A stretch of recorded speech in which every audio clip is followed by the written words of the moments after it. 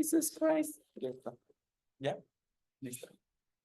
Bueno, mencionaba que la incidencia de esta patología es de 1.6 a 100,000 habitantes. Es una patología que es más frecuente en la población pediátrica, hasta un 80%. Sin embargo, un adulto no se exenta que pueda tener esta patología. Se presenta hasta un 20% de los casos y siendo de mal pronóstico, siendo los cuadros más graves. La incidencia del LDA tiene una distribución bimodal, es decir, tiene dos picos de incidencia. Una que es la de mayor porcentaje, el 80%, es en la infancia, y un segundo pico es alrededor de los 50 años. Los tratamientos realmente actuales que tenemos para la LLA y pues el manejo principalmente con el trasplante de médula ósea, con todos los cuidados que corresponde, han tenido pues una adecuada respuesta, hasta tener un 85-90% de tasas de remisión completa y una sobrevida que mejora a los 3 años de un 30-40%. Sin embargo, en la etapa adulta, que recordemos es el 20% de los casos, a veces no se llega o no se logra la remisión total. Normalmente se obtiene cuando se detecta en la edad o cuando se manifiesta en la edad pediátrica y se recibe el tratamiento. Esto... Ay, no. Tienen fallas técnicas.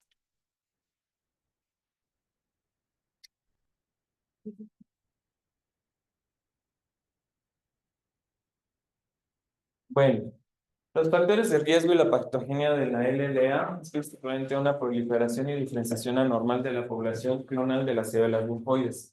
Para esto hay diferentes factores de riesgo que van a condicionar a alteración genética que originará la proliferación clonal anormal. Entre estos son tres factores principales: los genéticos, los ambientales y los infecciosos. De los genéticos tenemos varios. El más frecuente o asociado es el síndrome de Down. Entre otros está el Fanconi, el Bloom, el Black Fan Diamond, el Swatchman Diamond y el síndrome de Cosman, además del síndrome de ataxia telangiectasia. De los factores ambientales, que es importante entre una historia clínica, la exposición a radiaciones ionizantes, pesticidas, ciertos disolventes, agentes alquilantes, exposición a benceno, el antecedente de uso de tabaco en los padres y exposición fetal a hormonas son de las principales causas o que se están relacionados con las alteraciones genéticas que presentan estos pacientes. De los factores infecciosos, principalmente se ha asociado a citomegalovirus y HIV como dos principales factores. Pero en su gran mayoría, los casos son de neoplasias malignas de nuevo en individuos que probablemente eran sanos y que no tenían ningún factor de exposición. Las alteraciones genéticas es el punto importante de esta patología, debido a que a partir de esto se va a clasificar la patología de riesgos favorables o no favorables y explican la patogenia de la enfermedad. Las translocaciones incluyen la translocación del 12-21, translocación del 1-19, translocación 9-22, que es el cromosoma Filadelfia, el reordenamiento de MLN. Y hay en los nuevos artículos mencionan un nuevo gen alterado que es el Philadelphia-like, el cual aquí no hay una alteración a nivel del BCR-ABL1, pero hay una afección a nivel del gen Ícaros, el cual tiene que ver con la proliferación de las células linfoides y tiene mutaciones a nivel de los activadores de las quinasas. Este es un nuevo gen que se ha demostrado que está asociado principalmente con la manifestación de la LLA. Dentro de las alteraciones genéticas, bueno, las más frecuentes en lo que nos interesa es a nivel del adulto. La translocación más frecuente es la translocación con 9-22, que es el cromosoma de Filadelfia, y esta tabla no lo menciona, pero en un artículo de Lancet nos mencionan que también hay en los adultos el Philadelphia-like que les acabo de mencionar, ocurre también hasta en un 30% a nivel del adulto, ¿de acuerdo? Los demás alteraciones genéticas, pues bueno, principalmente en la niñez se puede hacer por hiperdiploide y también es la translocación del 12-21 de las más frecuentes, a su vez del 4-11. Pero bueno, para el adulto quedémonos que lo más frecuente es las alteraciones genéticas a nivel del Filadelfia y del Philadelphia-like. Bueno, Hay una clasificación bastante extensa de la OMS. La última revisión fue en el 2016, en la cual clasifica a las leucemias linfoides como tipo B, tipo T, ¿no? Y de cada una, dependiendo de la alteración sí, de la alteración genética de la translocación, se va a clasificar de acuerdo a esto. Eh, Básicamente a grandes rasgos.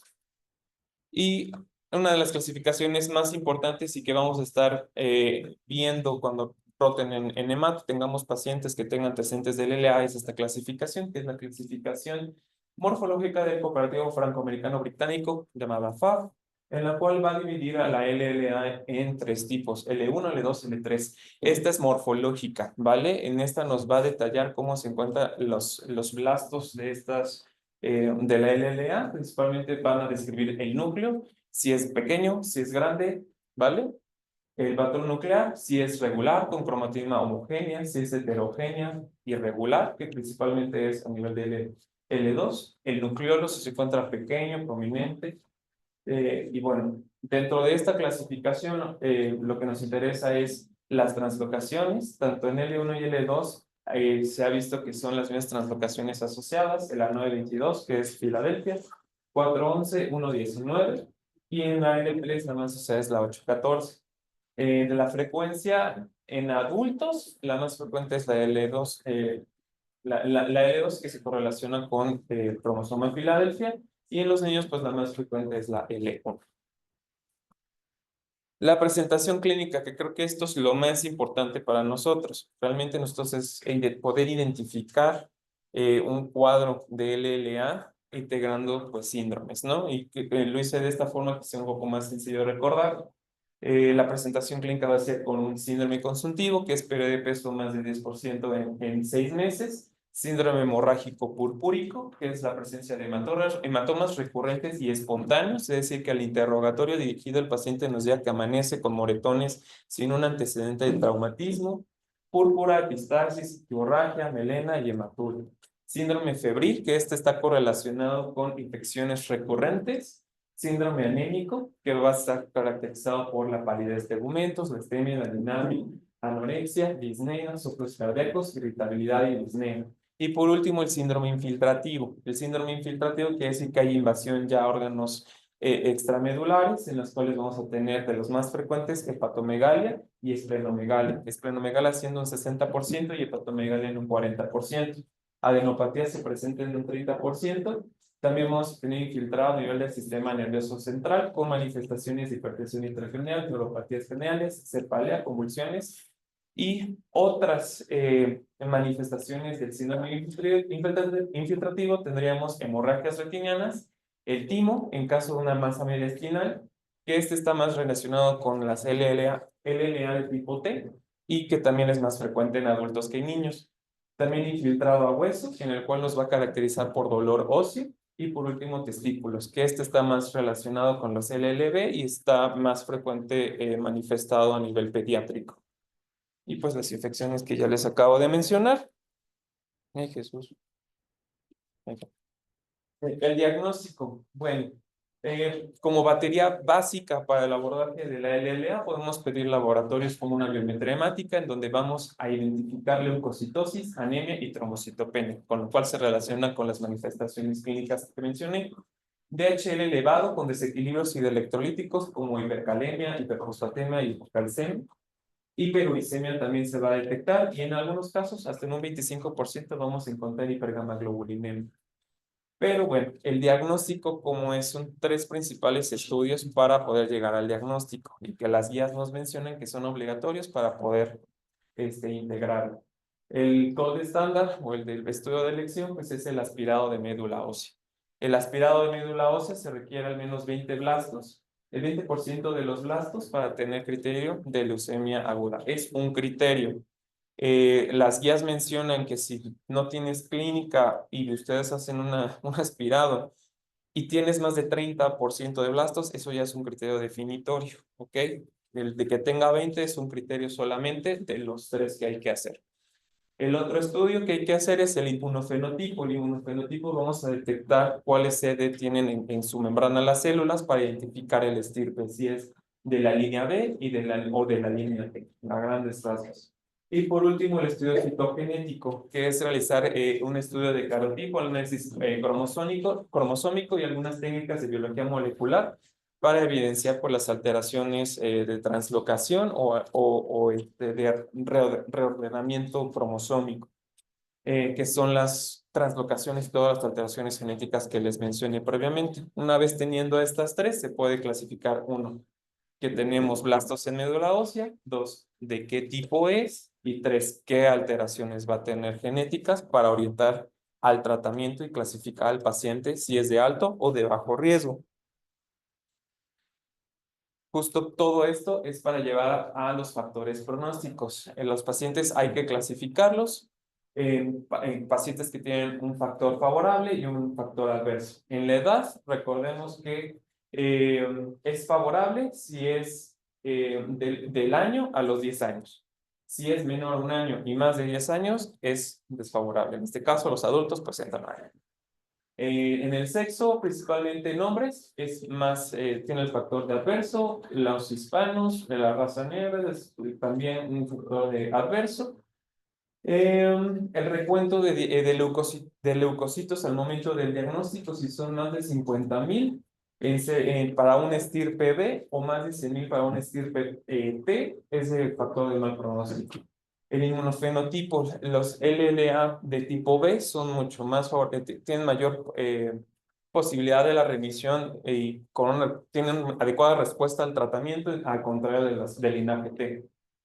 De las citogenéticas, aquí lo más importante es si tiene Philadelphia-like, que tiene alteración del BCR-ABL1, son de mal pronóstico. En este caso, de la mayoría de nuestros pacientes adultos va a entrar en esta clasificación debido a esta alteración genética. Y pues aquí se repite el cromosoma de Philadelphia-like con la alteración del gen ICARS. Y también a respuesta al tratamiento, si después del tratamiento se tiene una mínima residual de más de 10 a la 3 células nucleadas, es de mal pronóstico. Esto es otro tabito que encontré un artículo sobre la clasificación, pero en adultos, de cómo clasificar a un adulto de forma favorable o desfavorable, debido a que el anterior se centra mucho en la edad pediátrica.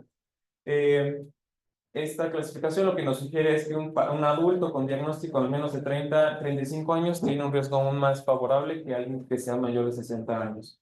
Los leucocitos al diagnóstico aquí se modifican un poco. Para el LLA de tipo B, menos de 30 es favorable, más de 30,000 se considera desfavorable.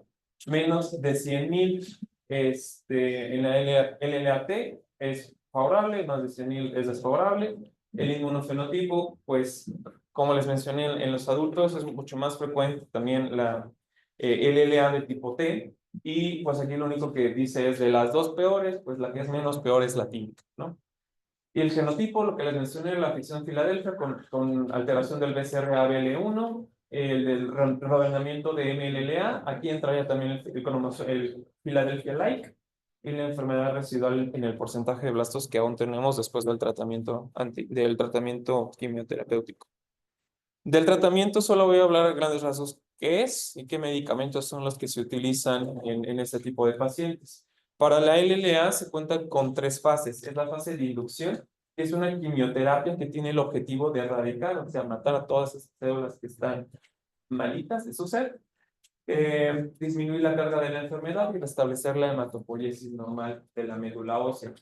El tratamiento que utilizan o los regímenes más frecuentes a utilizar son los glucocorticoides con prednisona o dexametasona, más vincristina, más L-esparginasa, más antraciclina e inhibidores de la tirosincinasa como el imiprivir, lesatinib o ponatinib. Estos últimos principalmente son para aquellos pacientes que tienen el cromosoma Philadelphia-like, ya que estos tienen una alteración con las sinasas y que tienen una adecuada respuesta ante estos, de esta inmunoterapia.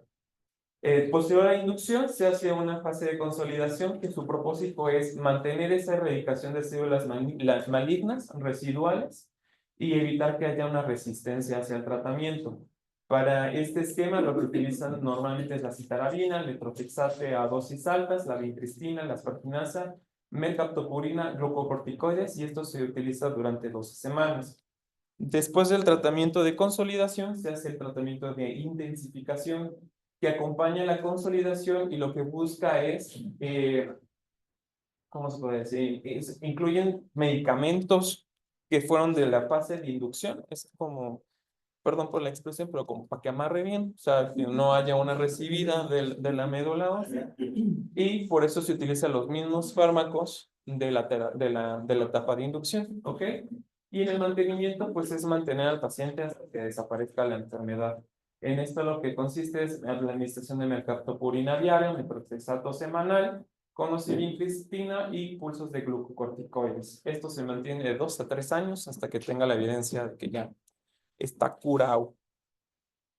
La, Se hace la identificación también. la verdad no me acuerdo. No. Te lo investigo. Habrá que checar. Bueno, la toxicidad, bueno, aquí otro punto importante es identificar la toxicidad por los medicamentos. Debido a que cuando estemos en admisión continua es una de las situaciones que nosotros nos vamos a enfrentar y sí nos corresponde identificar. A grandes rasgos, para los esteroides, pues las complicaciones que vamos a tener son las infecciones, trastornos psicológicos, conductuales, osteoporosis, también datos de osteonecrosis, miopatías, disfunción endócrina o metabólica por las altas dosis de esteroide que reciben los pacientes, eventos cardiovasculares y cataratas. Con relación de la L-esparginasa, que es una enzima que reduce los niveles de asparginasa, que son necesarios para las células que se están proliferando y que al no tener esta enzima, pues tienen poca supervivencia en las células neoplásicas. Los efectos tóxicos de este fármaco es la hipersensibilidad, la hepatotoxicidad. Mayormente se presenta en pacientes con Filadelfia positivos y en adultos, también datos de pancreatitis y trastornos de la coagulación. La vincristina, que lo que hace su mecanismo de acción es inhibir la formación de microtúbulos de uso mitótico, lo cual va a interferir con la metafase de la división celular. Y sus efectos adversos principales es neurotoxicidad periférica, que principalmente los signos de inicio van a ser perestesias en zonas distales de las extremidades. La antraciclina, entre estos la más utilizada es la doxorubicina, que es un agente intercalantes que se insertan en la doble hélice del ADN, interfiriendo con con la replicación y transcripción de la célula. Y la estrella aquí, que bueno, sería bueno, un tema específico de esto, que es la cardiotoxicidad por antraciclinas. Y que es muy frecuente. Bueno, el siguiente tratamiento de estas, es, vaya, que se me fue. El tratamiento que actualmente ha tenido mayor respuesta a los pacientes con una mejoría clínica, pues es el trasplante de células hematopoyéticas. Es principalmente un trasplante halogénico de células hematopoyéticas y que se evalúa principalmente, es un protocolo bastante extenso, ustedes ya lo verán cuando estén en hematología, y que pues por las guías y el protocolo que se siguen sobre la profilaxis, atención, el cuidado de selección de pacientes, pues ha tenido una adecuada respuesta para hacer la opción terapéutica. Pero bueno, ¿cuáles serían los criterios para que un paciente entrara a un trasplante? A grandes rasgos, que sean los criterios, es un paciente con factores de mal pronóstico, o sea, de las tablas que les mencioné anteriormente, pues van a tener una respuesta poco favorable a los tratamientos quimioterapéuticos. El tratamiento de primera línea es tipo principalmente cromosoma de Filadelfia, que es el de peor pronóstico, y si tiene enfermedad residual mínima a pesar de recibir todo el tratamiento quimioterapéutico después de la inducción y de la consolidación. Otro punto importante es la infiltración del sistema nervioso central, que es bastante frecuente en el LLA. Solamente la radiación profiláctica o fraccionada está indicado en aquellos que sí tengan criterios, es decir, clínicos, de que tenga invasión al sistema nervioso central. Ya no se hace de forma de rutina, las guías mencionan que se prefiere utilizar otras terapéuticas tipo quimioterapia intratecal con metotrexato, más metotrexato o metotrexato con citarabina e hidrocortisona a dosis altas. Vamos ahora con la LMA, leucemia amiloide aguda, que igual es una enfermedad heterogénea que surge de la proliferación controlada de las células hematopoéticas clonales, ¿verdad? Es una proliferación de células hematopoéticas clonales. La epidemiología es mucho más frecuente en adultos. Esta tiene un patrón de que conforme el paciente tenga mayor edad, va a tener mucho más frecuencia. La edad promedio donde se comienza a tener una elevación del riesgo a desarrollar la LMA es principalmente a los 70 años. Con esto va aumentando el riesgo hasta llegar a los 80-85 años. La incidencia es de unos 1.6 casos en 100.000 habitantes en hombres y 4.2 en mujeres de cada 100.000 habitantes. Es mucho más frecuente en hombres. Conforme va apareciendo, bueno, esto de la edad es debido a que conforme el paciente va adquiriendo edad, va a tener mayor alteraciones genéticas que pueden desencadenar pues la presencia de esta patología, y se ha demostrado que en esta patología el uso del trasplante de células hematopoyéticas pues ha mejorado la supervivencia de los pacientes. Los factores de riesgo y patogenia, igual que en la LLA, hay factores de riesgo, entre estos las alteraciones cromosómicas congénicas. De nuevo tenemos antecedentes de síndrome de Down, Klinefelter, o síndrome de rupturas cromosómicas como el síndrome de Bloom o Fanconi. También enfermedades hematológicas preleucémicas como síndromes mielodisplásicos, neoplasias mieloproliferativas crónicas y aplasia medular, que son, se puede decir, como un y un factor de riesgo importante para poder desarrollar y concretar una LMA. También la exposición a radiaciones ionizantes, productos químicos como el benceno o solventes están asociados. Tratamiento previo con alquilantes, inhibición de la topoisomerasa o cualquier citoestático son otros factores. Tratamiento con fármacos previos como inmunomoduladores o inmunosupresores como clonafenicol y fenilbutazona son factores también igual relacionados, y la carga hereditaria, que es en un 4% de los casos. De este es un poco más extensa que el LLA en cuestiones de la genética.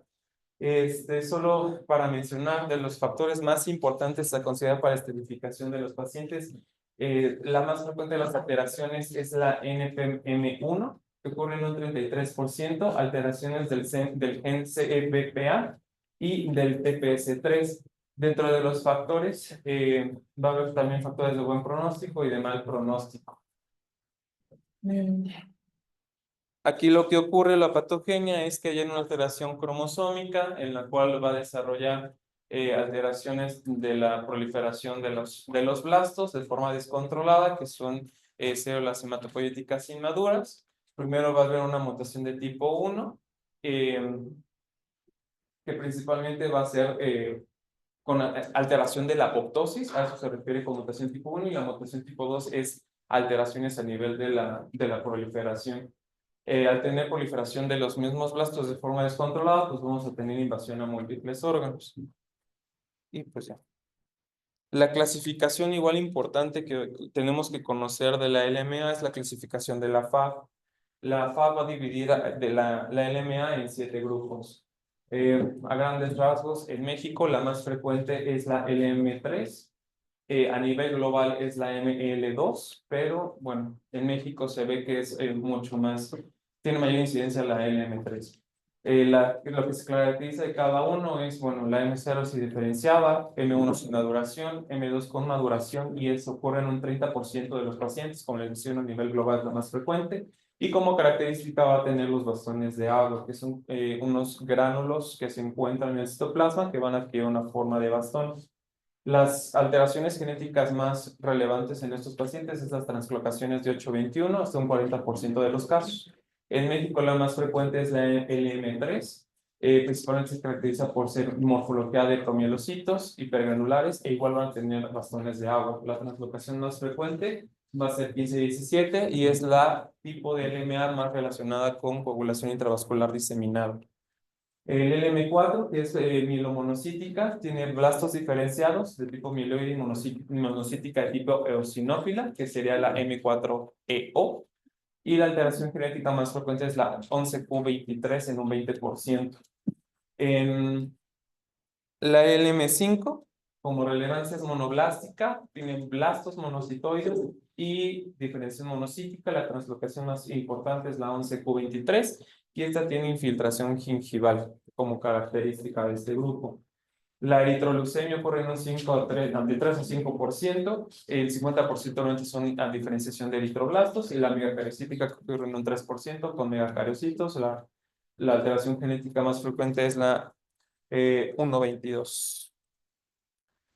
A grandes rasgos, la clasificación de la OMS, nada más voy a mencionar los títulos, es dependiendo de la alteración genética, es neoplasias mieloides con predisposición congénita, la LMA con neoplasias relacionadas, alteraciones genéticas recurrentes, cambios relacionados con mielodisplasia, otras categorías relacionadas a terapias previas que había mencionado como factores de riesgo, el sarcoma mieloide, relacionado al síndrome de Down, que es la alteración genética más frecuente, neoplasias blásticas plasmocitoides de células dendríticas y las leucemias agudas del linaje ambiguo.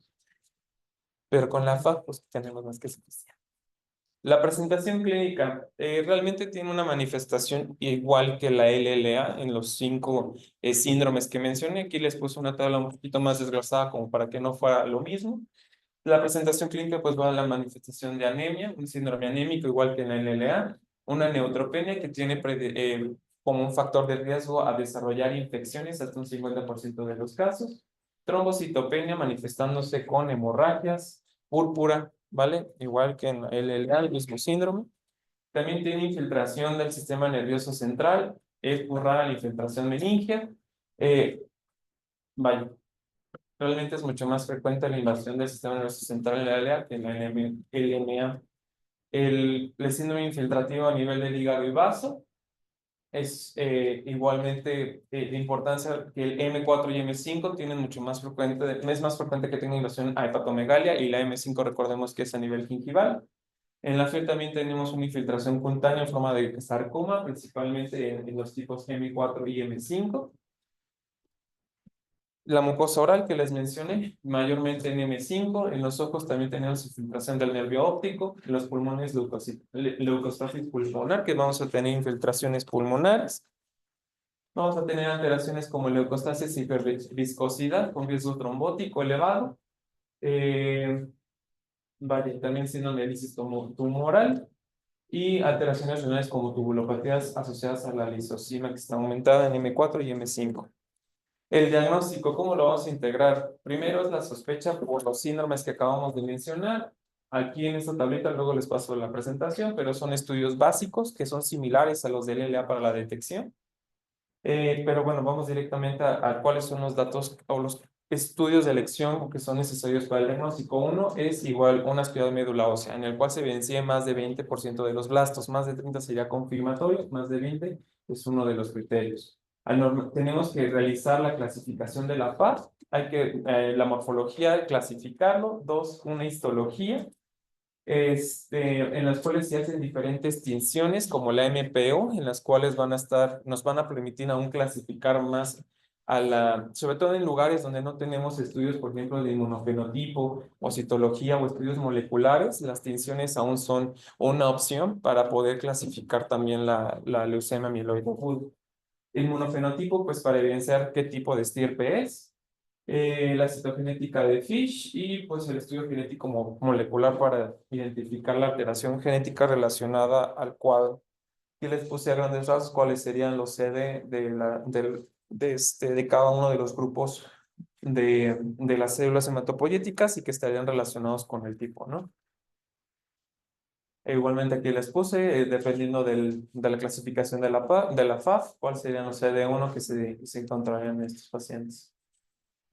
Este cuadrito lo único que explica, por que mencionar, es la citoquímica, la relevancia, por ejemplo, en un servicio social en donde no tenemos el acceso a inmunofenotipo y citogenética. La citoquímica en la histología con las diferentes tensiones, pues nos pueden también asesorar a la relación de qué tipo de leucemia mieloide aguda es. Los criterios de la OMS del 2016 definen como leucemia mieloide aguda como la presencia de 20% de los blastos en la médula ósea o sangre periférica, más cualquier evidencia de invasión extramedular, como el sarcoma mieloide, y definitivas es que en las alteraciones genéticas encontremos estas codificaciones.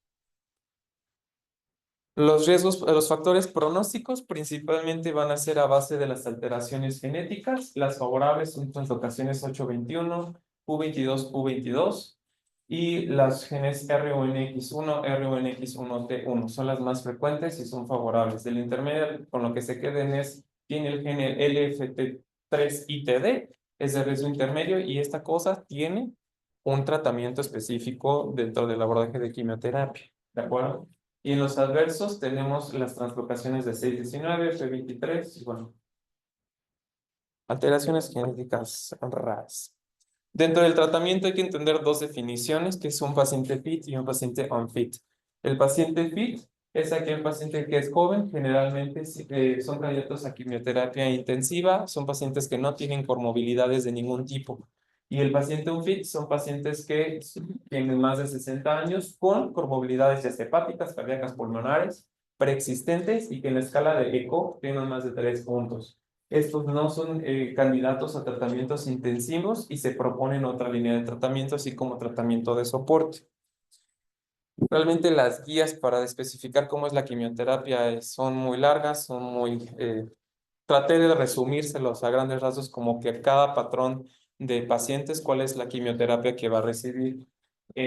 Pacientes para su inducción, en la LMA solo son 3 fases. En la inducción, en pacientes FIT, sin mutación del LFT3 y tiene un riesgo citológico favorable, se da la daunorubicina con citarabina, que es el famoso esquema de 3+7. Y en caso de que en la citogenética salga el CD33, se ha visto y la FDA ha aprobado el uso de gemtuzumab o saganacin, que sus siglas son GO, en los días 1, 4 y 7, que tienen una respuesta favorable. Si tienen la mutación del LFT3, que es un riesgo intermedio, aquí se utiliza así el esquema 3+7 más un otro fármaco que es la midostaurina, que se utiliza los días 8 y el día 21. Si es de riesgo desfavorable por las alteraciones genéticas, aquí vamos a dividirlo. ¿Tiene menos de 60 o más de 60 años? Si es menos de 60 años, el régimen también es 3+7 o con altas dosis de citarabina o daunorubicina más etoposida. Hay otra línea de tratamiento que es el FLAG-IDA, pero bueno, los dos primeros regímenes son los más frecuentes. En riesgo de desarrollo más de 60 años está indicado el uso de venetoclax más hipometilantes y se puede asociar con dosis bajas de citarabina. Y en la última, que es una LNA asociada a cambios neurodisplásicos, el tratamiento de elección es el CPX 351, que es una combinación de daunorubicina con citarabina con dosis modificadas y dirigidas para este tipo de cuadro. En pacientes que son unfit pero son sin mutaciones, aquí lo importante principalmente es que la asociación de venetoclax y hipometilantes como la azacitidina con dosis bajas de citarabina es como el estándar a nivel internacional, el estándar care. Y pues también la terapia de soporte que hemos mencionado que estos pacientes pues realmente no podemos darles una terapia intensificada, sería con hidroxiurea y transfusionales, ¿no? Hasta que pues se vayan deteriorando. Igual esto pues es dependiendo de cada mutaciones, lo único importante a mencionar es pues la LF3 tiene su propio esquema a considerar, pero bueno, nos damos estos esquemas, se los puse como en forma de resumen.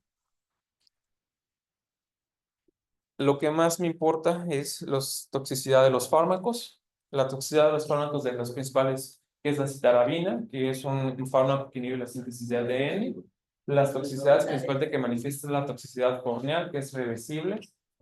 También puede tener disfunción cerebral y cerebelosa, que también es reversible. Somnolencia, repulsiones, úlceras gastrointestinales. Y también pueden incluir neumatosis quística intersticial, perdón, azacitidina, su mecanismo de acción es la inhibición del ADN y ARN, así como la síntesis de proteínas. Su efecto tóxico es las náuseas, vómito, diarrea, estomatitis, hematomas, dolor abdominal, hemorragia intracraneal, nefrotoxicidad y sangrado tubo digestivo. Midostaurina, que es un inhibidor de varios receptores de tirosina, como el FL3, por eso es indicado en los esquemas, en la mayoría sea un FIT o FIT de FL3. Y sus principales efectos tóxicos es la neutropenia febril, la sepsis, enfermedades pulmonar intersticial y la dermatitis exfoliativa.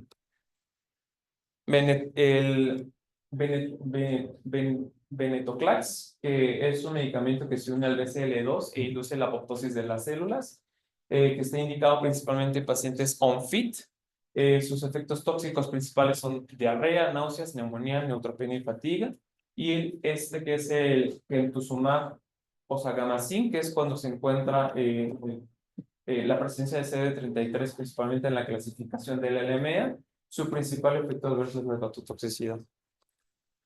Las indicaciones de trasplante de células progenitoras hematopoyéticas de leucemia mieloide aguda, básicamente es aquellos pacientes que son fit y que tienen riesgo favorable. Las guías es lo que principalmente nos dice, o que tengan también un riesgo citogénico intermedio o alta recidiva de la que han recibido tratamiento y que a pesar de recibir el tratamiento aún persisten células neoplásicas, también eso es una indicación del mismo. Y ya está. Me agradezco.